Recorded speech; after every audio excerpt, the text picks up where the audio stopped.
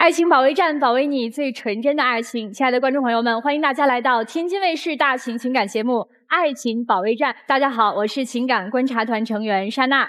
登录微信搜索“爱情保卫战”官微视频号，并且添加关注。每天晚上8点到10点，我们都会开直播，我们的情感导师呢都会在线帮您答疑解惑，欢迎大家和我们连线。那今天呢，陪伴我们共同来保卫爱情的还有其他几位观察团的老师们。那各位老师，你们知道吗？今天在咱们情感观察团当中，有一位特殊的嘉宾，他可厉害了。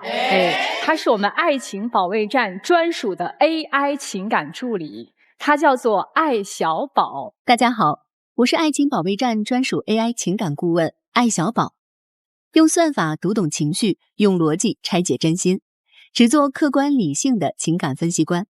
今天我将用数据捕捉言行背后的真实心理，精准定位情感矛盾核心，陪大家一起看清爱，读懂爱，守护爱。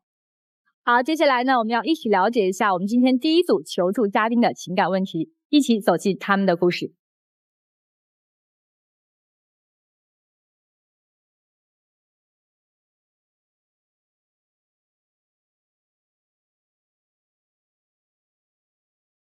我觉得就是把我所有好都给他，我把每个月的工资都给他，苦我都替他扛。我觉得爱情里最美好的是尊重，是同频。他说退婚就退婚，完全都不考虑我的感受。他总是用自己的标准来绑架我，我真的喘不过气了。他们两个人今天到底能够解决他们之间的问题吗？来，我们掌声有请。大长24岁，外卖员；小静31岁，拉丁舞老师。欢迎二位。先来说一下二位今天来到我们节目最核心的诉求是什么？我想各位老师帮我劝劝小静，就她现在执意就想和我退婚。那小静你是咋的？铁了心就要退吗？对，我是铁了心的要退，要分开。我承认他对我挺好的，然后我也挺感动的，但是感动它不是爱情，合适才能长久。其实我挺好奇的啊，怎么有交集两个人在一起的？我俩在一起是因为外卖。当时呢，我是舞蹈机构，然后面临着倒闭了嘛，然后当时挺难的，然后因为这个事情嘛，前任也离开我了嘛，事业啊感情都挺受打击的。那段时间呢，我就天天的上课嘛，从早到晚几乎连轴转的那种，然后我就经常点外卖嘛，差不多有1个多月吧，几乎都是他来配送。但是真正让我们有交集的是，有一次下雪还挺大的，路面挺滑，他把餐给送洒了，然后敲门道歉说赔我钱。就是经过这个事情，然后他就趁机加了我的微信。哦，对。然后真正有交集的是有一次我发烧了，烧的都40度了，我整个人都已经不行了。更可怕的是那个时候还下着雪，我寻思点个外卖，然后配送要是1个小时以上，就根本没有人接单。我寻思那要不我给他发个信息，我说你能不能给我带点退烧药啥的。那我看到他会给我发微信，我就赶紧给他送过去。那天我俩聊的挺多的，我跟他说了我能明白你的想法，但是我俩真的不合适。我现在破产，欠款几10万，然后我的生活习惯呢，消费习惯也挺大手大脚的，你让我改我也改不了，我俩根本就不是一个世界的人。你要说我跟你在一起，我挺连累你的嘛。你当时听他说几10万外债不害怕吗？我觉得我能承担起，因为我年轻。我们在一起没多久，我其实就把工资给他，我寻思就是能缓解他一些经济压力嘛，就别让他那么累嘛。你给他多少？因为那时候刚开始干外卖，就是几千块钱，我就自己留几百。你看从开始听到现在，就觉得他俩这一开始的还挺美好的，对吧？那怎么就走到今天这个就退婚的这一步呢？我们刚在一起3、4个月左右，那时候就有很多快递嘛，家里我就觉得刚开始可能家里都会需要布置点东西嘛。我寻思挺好的，我帮他拆。那拆第一个就是那个什么古瓷餐具，我一看写那个价码就5000多块钱，一个吃饭的东西买这么贵的，当时我就特别不理解。我就拆，我就想看还有什么。第二个是什么恒温壶，是2000多块钱。哪有人家就是用2000多块钱，他就是一个烧水、一个喝水的东西呢？然后最让我不理解就是他买了一个帐篷，这小刘1万多块钱，为什么就花在这种地方把钱？咱们为什么不用这个钱还债什么的？他管的是不是太宽了？那个餐具的话，是我几个月前就订的，我订的时候我都没跟他在一起呢。水壶的话，我胃本来就不舒服嘛，然后当时买了一个便宜的，它那个水温就根本就控制不了，要么最高，要么最低。然后我有一次喝了之后，胃病就直接犯了，然后2天的课程都耽误了，就后边根本就没办法去弥补这个耽误课程。重点是这些东西是谁的钱？有他的钱，有我的钱，他有收入，我也有收入啊，对不对？而且他的收入是很小一部分。后来这矛盾咋解决的呀？后边我就不搭理他嘛。我给他发微信，他也不接，我实在我也是累，然后就你累你就能卖我东西了？卖你东西？卖什么东西？他没有经过我的允许，偷偷把我东西给卖了。你自己说你卖什么了？不是，各位老师，那是因为说家里那个水电燃气费它快逾期了。逾期了吗？逾期了，他不是没逾期呢吗？我怕你忘了，所以我忘了什么？你都提前，你都没有问问我有没有安排，你就直接给我定罪了。那你啥事你也不跟我说，我得把那个钱先交上，万一逾期了。你交过几次？那水电费之前不都是我交的吗？你都不问我有什么安排，你就直接把我东西给卖了。卖的什么？之前就买的那几样东西，他全给我卖了。你知道5000块钱的餐具，你知道他多少钱给我卖的吗？啊，不到1000块钱，几百块钱给我卖了。他如果那个东西不卖，他根本都不怎么用，他越放不怎么用。我是有收藏价值的呀，大哥。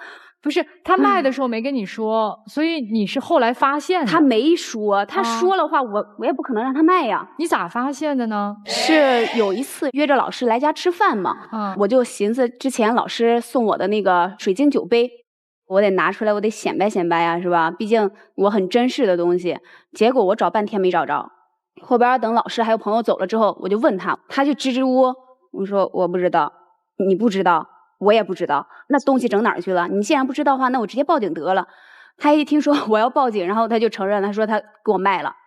那酒杯就是一直放在餐柜里，就一直都没用，都落灰了。我现在落灰在酒柜里边怎么会落灰？那个酒杯是我开第1家机构，然后开业的时候，我的恩师他送我的一个开业礼物，然后底下还有他亲手刻的字这些东西。我觉得他这是一个念想，一份纪念，然后。他就几百块钱给我卖了。你俩结婚了没有结婚对吧？那你这个行为，其实在法律上面，一律这个是不是不合法的呀？因为他俩是一个同居关系，财产基本上是做了一个这样子的一个混同，他也不属于盗窃，他也不属于盗窃，也不属于一个侵占。他目前来说的话，还是属于民事纠纷。关键是男方他是有把自己的收入给到你。我觉得这个还上升不到说我们的这个法律层面，但是也得要有边界啊。所以就是其实这事儿说白了，一下这个矛盾就埋在这儿，而且这矛盾应该是挺深的，对吧？对，我承认就是我俩的消费观念就有很大的差别。在我觉得我花的这些钱每一份都不是什么浪费啊，什么没有用的东西啊，我觉得品质该有的还是有。我觉得这样应该是对的，就是我们把这个钱先还一还债，等我们经济压力小了，你再说这些生活品质什么的事。他天天想着负债还钱，我都不着急，他着啥急？我觉得我的收入情况是可以支撑这些的，没问题。还有一个事儿哈，之前我就报了一个课程，然后寻思带他一起出去学习学习，走出现在的圈子，结果他倒不乐意了。他商量都不跟我商量，又花6000块钱又报2个创业课。我怎么没跟你商量？我跟你说了很多次。我压根我就没同意，你就不就之前已经花那么多钱，为什么还要？这班是干啥的呀？这是一个商务课，学习一些东西，后边然后投资啊，去做点小生意什么的，不至于说天天的跑外卖。你是想让他改变行业是吗？对，我寻思你现在20多岁，你能跑30多呢，40多呢？我想带着他去走出现在的生活圈子，想往上走，想我们俩的生活以后会越来越好嘛。他就一直在原地，天天守着那几千块钱，根本就是骗人的。怎么可能说学个课你就能创业就能当老板？我觉得就非常不现实。我说了是学习，我真的特别无语。他摔门就走了，你知道人干啥去了吗？送单去了。本来就欠这些钱，你还想投资，还想欠更多的钱，那不是不切实际吗？你怎么知道就能欠更多的钱呢？一开始的时候你说你的诉求是别跟你退婚，不是？那已经矛盾这么深了，这上哪儿订婚去呢？我们这是第2次吵架之后，我就想，觉得是不是我们可能需要订婚？有了这个身份，我们能去共同克服自身的这个问题。然后那段时间，我就和他家里沟通，我说能不能先领证，再说什么酒席那些之类的。他家里说不行，必须得先要彩礼。彩礼给了吗？给了10万块钱。对，你们家结婚的条件有什么？就很正常的条件，彩礼、房车啥的。他刚开始没说房和车，刚开始说彩礼。哎，谁结婚没有那刚开始房子啊？其实我家人一开始是很不同意的，然后我就经过1个多月，天天打电话磨，我说他也挺好的，然后对我也挺好的，我们俩也挺难的，然后答应了我们就是先领证啊，酒席的话可以先搁置，后边好点了然后再办。但是有一个条件就是你得有一个房子，你不能说结了婚你再去租房子住。其实就是10万彩礼房车，对吧？然后10万的彩礼是已经给了是吗？对，然后我跟他说房车的事儿，他还就特别不乐意。哎，你知道他的经济情况的呀？我知道，但是我俩一起，我想的是他跟我一起去面对呀。但是我得到的是什么？我得到的就是不行。这不是行不行的事，是能不能的事儿。如果换了我认为你是不是在钓鱼呢？为什么大喘气呢？彩礼给了，然后再说房子，再说车子。我跟他说的很清楚，房子我们没必要说买多大的房子，然后车的话，我们可以几万块钱买一个2手的代步车都可以。你是不是得让我跟我的家人有个交代？我现在关注的点是，这10万彩礼你拿得出来吗？你怎么拿出来？怎么给他的呀？刚开始我手里也没钱，因为我在北京，我也是自己在这边。你家里能支援你吗？支援不了。那我没办法，我只能靠自己。每天我早上6、7点钟我就出门，然后晚上我10点、11点我再回家，我就那么熬。我熬了3个月，我挣了7、8万块钱，但是钱还是不够。我就和我那个师傅借，然后我就拿这笔钱，我就给到他。我以为他家里人就能同意，就能让我们在一起结婚，但我就没想到，他这是个开始嘛。给了钱以后就提出要车要房了，是吧？对，就没有这样的。你说，你知道我凑这个钱，我那段时间是怎么熬的？我把这个钱给你，你反手就说。你不想想我们日常开销有多大？我们俩租房子，1个月房租要6、7千，然后日常开销都挺大的。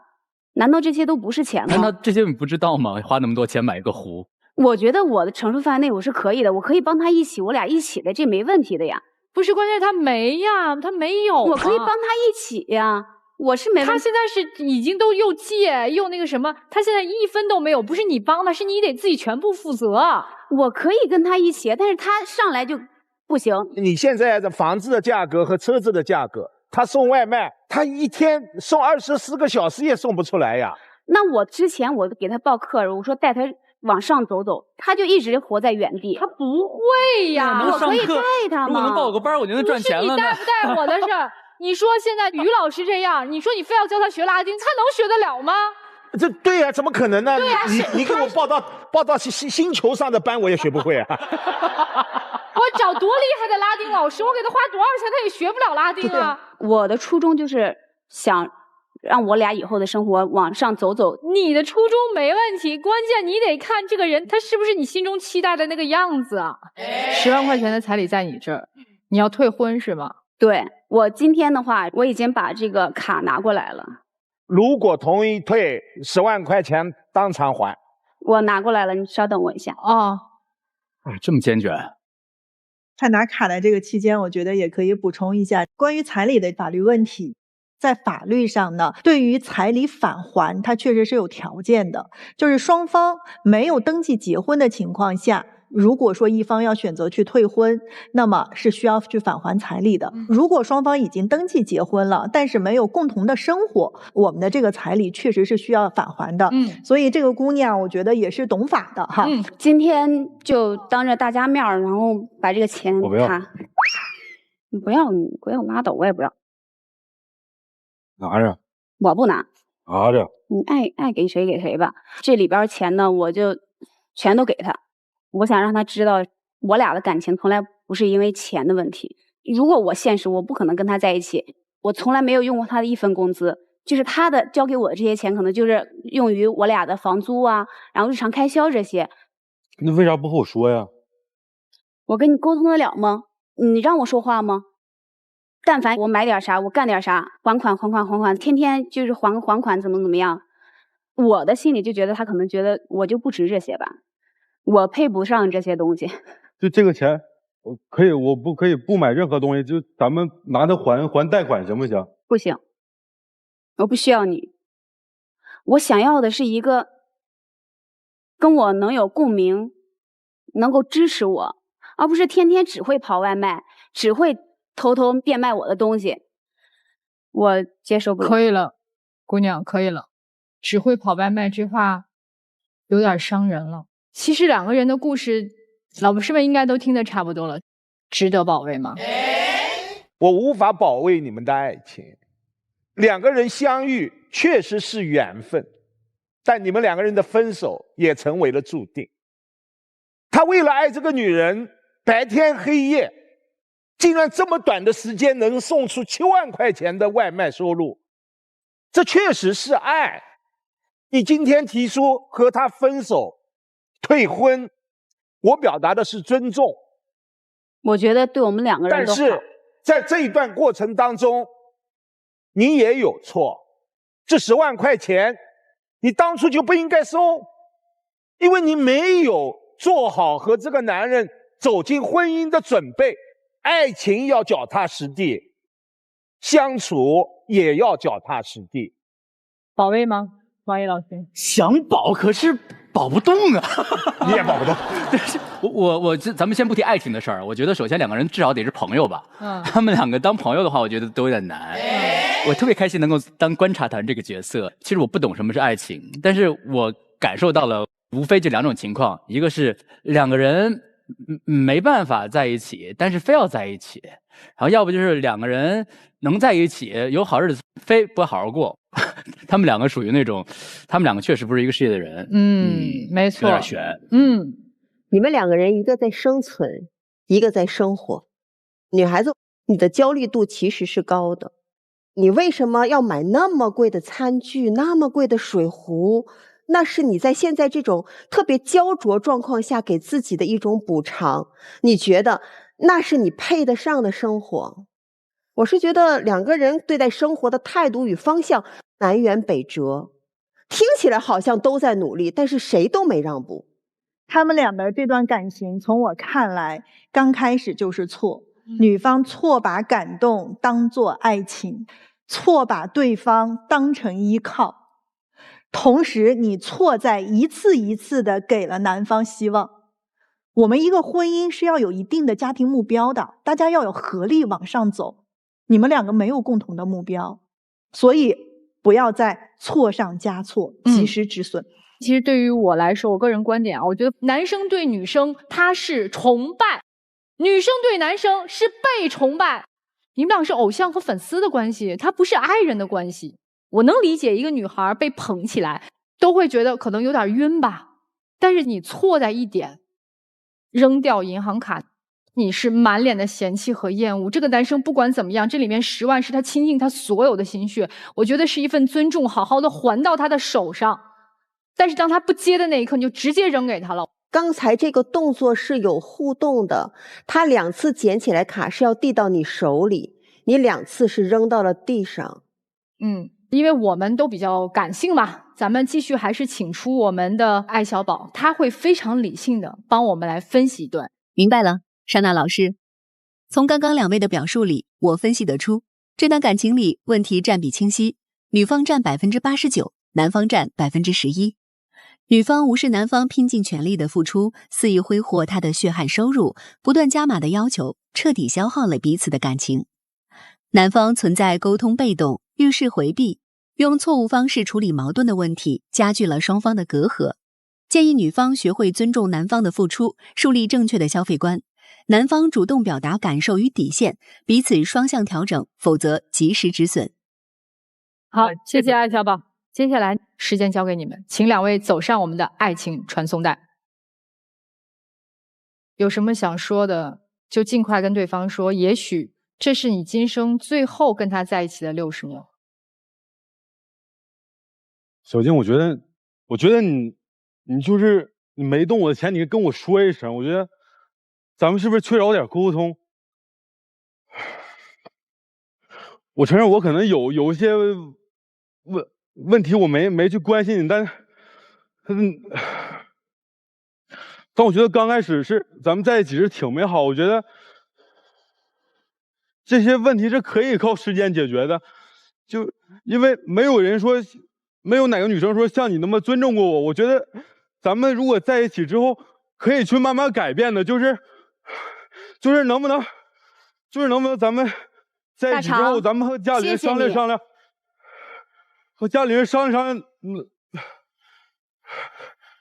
大家看到大肠这个传送带怎么他还在中间站着？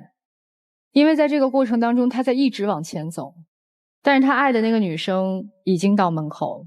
这就像他们两个人的感情一样，一个在躲，一个在追。好了，接下来请两位回到门后。如果选择给彼此一个机会，就再重新出来；如果觉得就此要放手，那么可以在此说再见。这结局，老师们应该是不是都会有统一的判断了？我认为大肠还是会出来的，男方肯定会出来，女方不会。哎，接下来我们一起来看结果。3、2、1，请开门。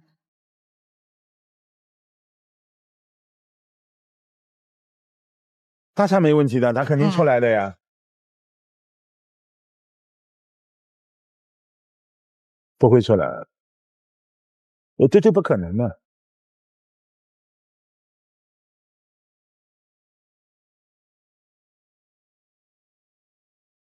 觉得可能我和你在一起的，我付出了，我认为我所有的好，我都给你了，但可能都不是他想要的，我就祝他幸福，祝你幸福。我真的为你竖大拇指，像个男人。我们也都祝你幸福，真棒！这么短的时间，8万外卖呢，真棒，越来越好，真棒！好，我们整理一下心情，然后要准备迎接下一组嘉宾了。先来通过短片走进他们的故事。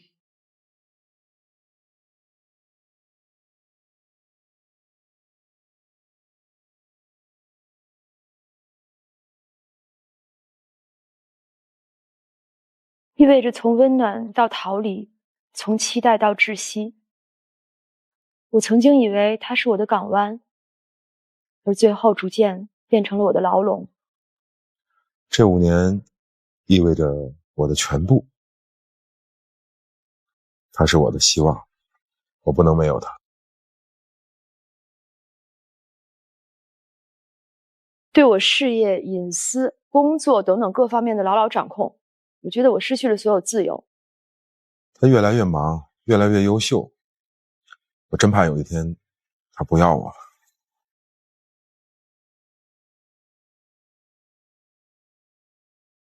这是一段5年的感情哈，就是以爱为名的窒息嘛。我们赶快请上他们。于先生42岁，酒吧驻唱；马女士33岁，钢琴老师。欢迎二位，先说一下你们今天的诉求是什么？我这次来呢，主要是想求复合，我想让他原谅我。你俩现在是分还是没分呢？他要跟我分，要跟你分，你不同意。老师是这样的，我们两个呢，2019年的时候，在一个唱歌软件上认识的。当时我呢，刚刚经历了一段失败的婚姻，心里特别不舒服，然后就想调整一下自己啊。那个时候我就刷到他直播间了，他能弹钢琴，能唱歌，然后我就每天固定的时间，我就进他直播间跟他聊天。我的直播他场场不落，基本上，然后我才逐渐的注意到了这个人。见面接触之后，我发现他其实比我想象的还要执着、细心。他对我的那种无微不至的那种照顾，比我的妈妈还要宠爱有加。其实我对他的心仪不仅仅是这些。我当时考研究生，其实这个也是托他的福，我才有这个信心和勇气报考我们天津音乐学院。我对我的未来，对我们两个人的未来，我其实一开始是非常的抱有希望的。我也是真的是没有想到这5年，他对我的照顾变成了一种监控。监控，对。求学之余，我还是想发展一下我自己的事业，但是这个肯定就免不了有社交。这个时候，他就逐渐成了我的绊脚石。他做了什么事情？做钢琴辅导嘛，我就想给我的学生提供一些展示的平台。这个时候就会遇到一些演艺经纪，其中有一个人真的是帮上我忙了。我就想请人吃个饭，然后顺便问一问能不能我们有后续的合作。然后吃饭的时候，他突然出现了。每次他出去呢，都是我送他。等到了快到2个小时的时候，我说吃饭也应该吃完了，我上去看一眼吧。我找到他们座位旁边的时候，我就看，哎，那个男的那个手放在了他那个后腰后边的那个沙发，我当时就火了。没有好不好？你看不见，你拿着手机，他们2个人坐在并排，我觉得应该是面对面交谈，对吧？谈事。一开始是面对面，但是我想让他看到我还有更优秀的学生，他们的一些比赛视频。靠那么近呢？有多近？手都搭在那儿。就比如说我手机，我要让你看嘛，对不对？我要让你看，我得凑过来。手就是没有好吧？他都打断我之后就拉住我，就要让我走。他现场发作。是的，而且还骂人家。要不是我拦住，我都怕他动手。那我能忍吗？你是我女朋友，你坐在那儿，他在后边，这个手，我估计我再晚到一步，很有可能就要搂你了。那是你估计呀，我觉得，我觉得很多，看个这个舞蹈视频，这你看看我这个视频，就对，就是这样，我觉得挺自然的一个动作嘛。关键是后来人家这个人就觉得没有办法跟我合作了，就不联系了，闹掰了呗。是的，是的。那咱换一个经纪人行不行？老师，每个人都不信任，只要是男的就不行是吗？是的，就直接从手机里头就给我删人了，大半夜偷偷看。就是我去上厕所的时候，看见就有一个小光点儿，就是手机屏照着脸嘛。我说这是干嘛呢？这是，我一看拿的是我的手机。主要为什么我要删人呢？因为他们这个称呼啊，跟他称呼就是亲。网购的时候也都叫我亲。对呀，各位老师，你们听听。这个词儿怎么了？不是，咱们俩多长时间了？你跟我聊天都没说过什么亲爱的，直接喊我名字。就这心胸，发现他偷看我手机开始，我就设了密码了。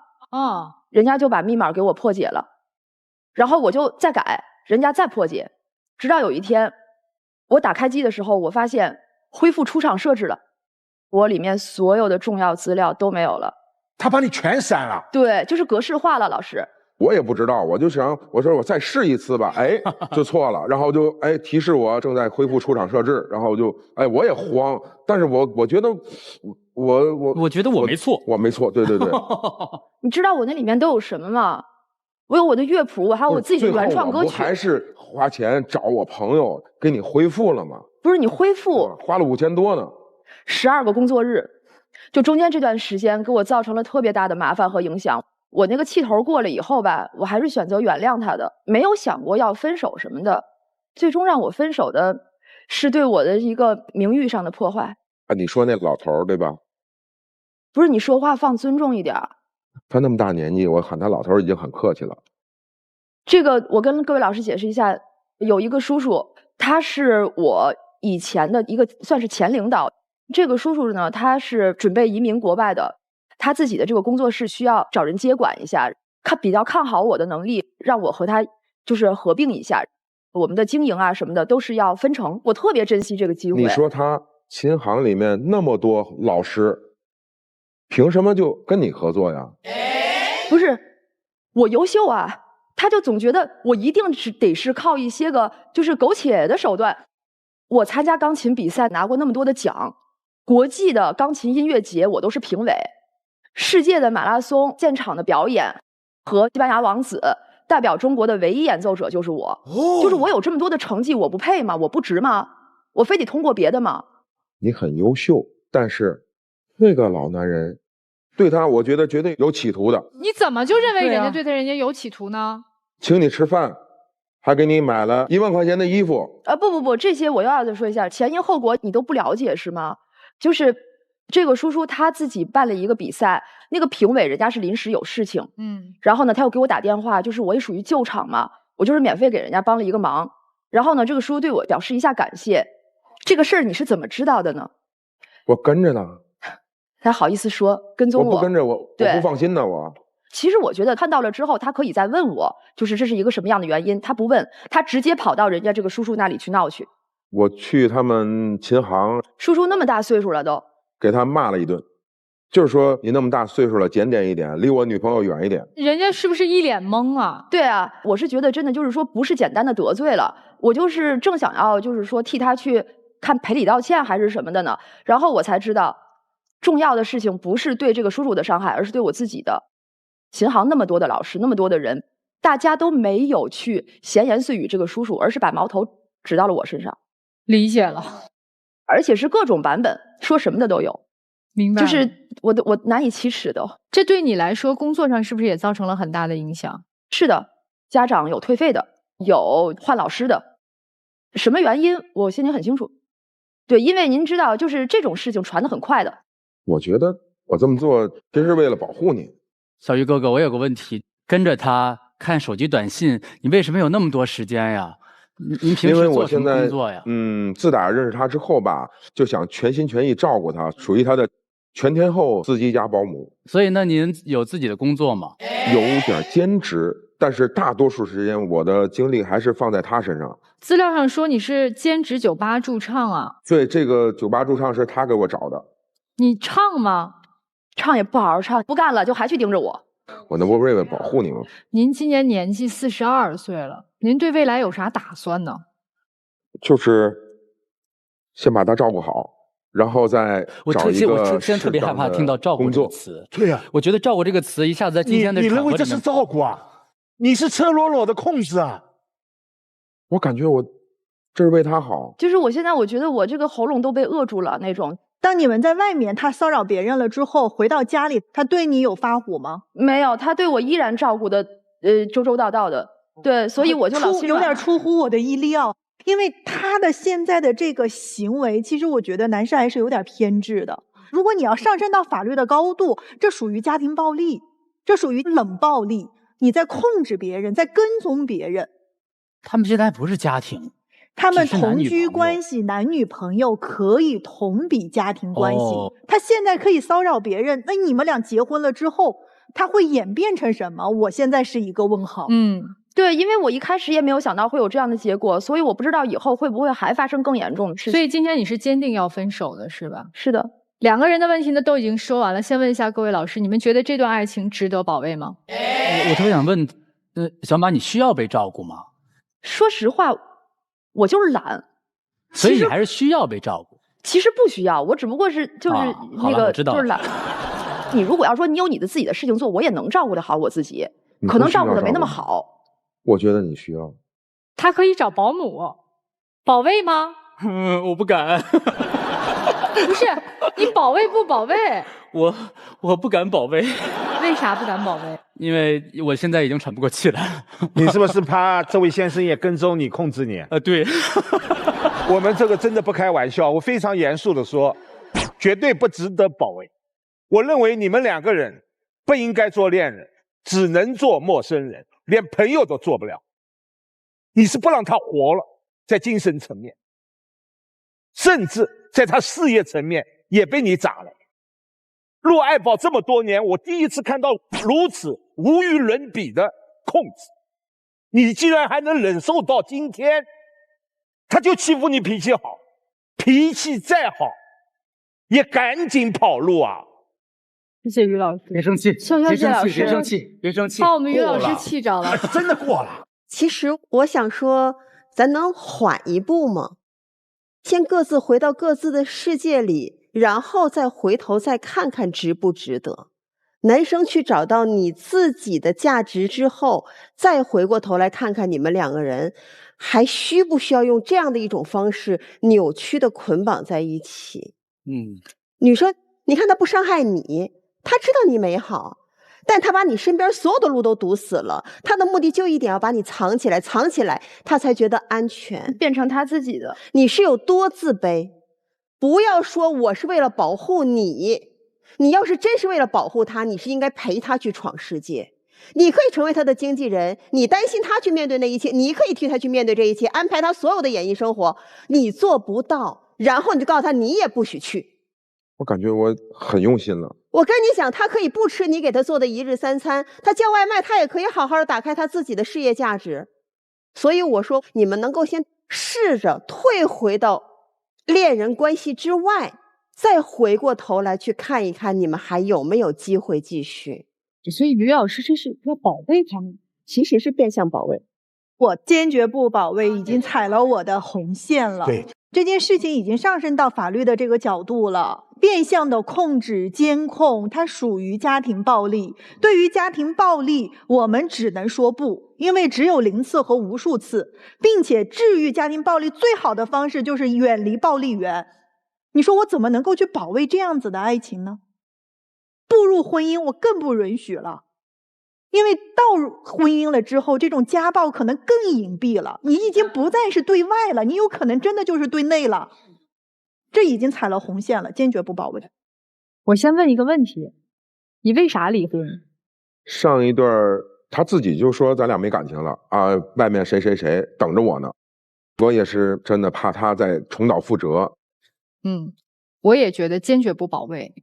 男人没有认清楚爱情的本质是什么。爱情的本质叫相互吸引。一个没有自我价值的人，我只服务于你的人，可能会感动他一时，但绝不会感动他一世。42岁了，如果你想要拥有一段好的感情，你首先要变成一个有价值的人。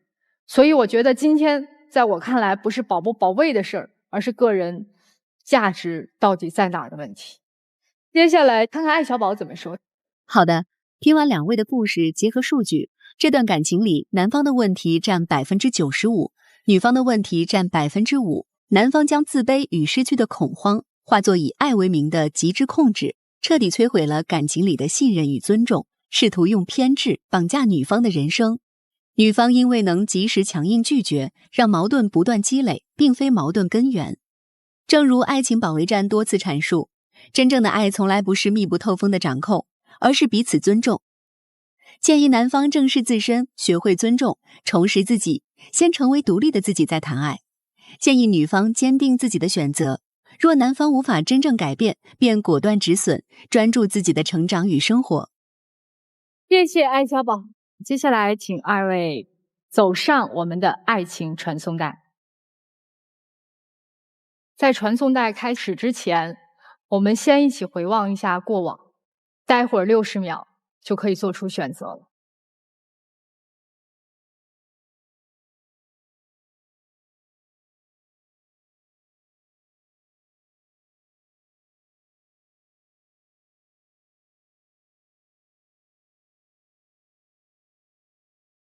60秒钟的时间，传送带慢慢启动。你们有什么想对彼此说的，大声说吧。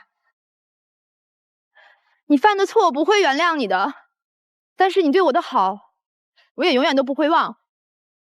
至于我们的未来，我感觉很迷茫。我多想喊你一声老婆。你说什么？我说我多想喊你一声老婆。其实你在我心里的已经是我的老婆了。我不要听。我知道我错了，我会改的。你不是想让我给你唱歌吗？我今天就唱给你听。回忆过去，痛苦的相思忘不了，为何你还来拨动我心跳？爱你怎么能了？今夜的你应该明了，越难了，情难了。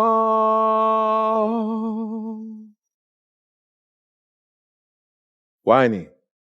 谢谢2位，请回到门后。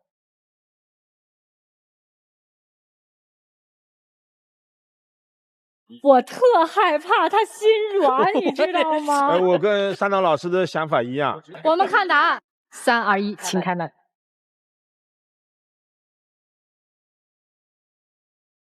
不可能啊，女生，男生肯定说来。主要看女生那边。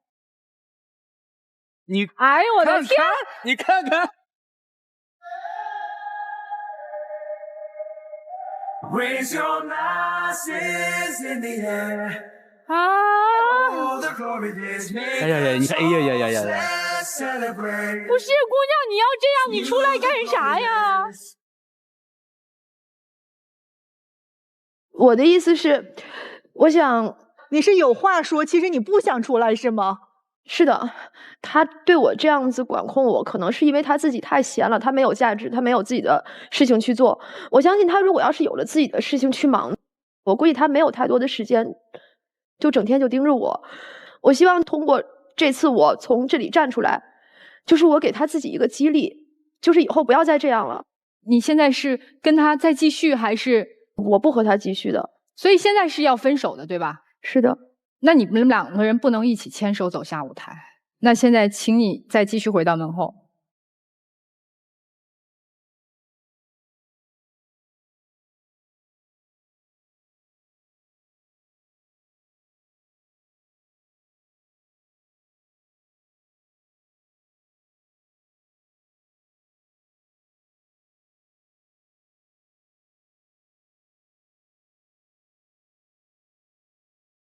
来吧，于先生，你有什么想说的吗？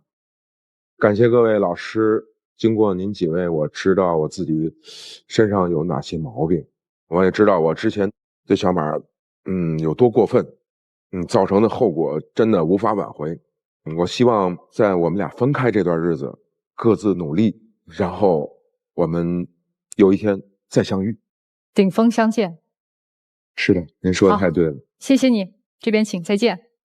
加油，兄弟！谢谢老师。